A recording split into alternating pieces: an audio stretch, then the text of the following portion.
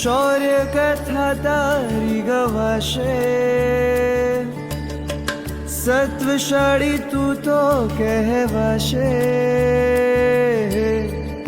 શ્રુતના શરણે જીવાશે શ્રમણી, હવે સાધુ વેશને તું વરી રહી.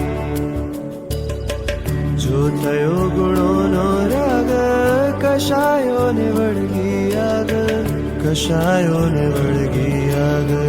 જો જાણ્યો પ્રભુનો માર્ગ, વીતી તણો ગાજો નાદ. વાસનાઓને વિસારીને થયો વીરનો દિદાર.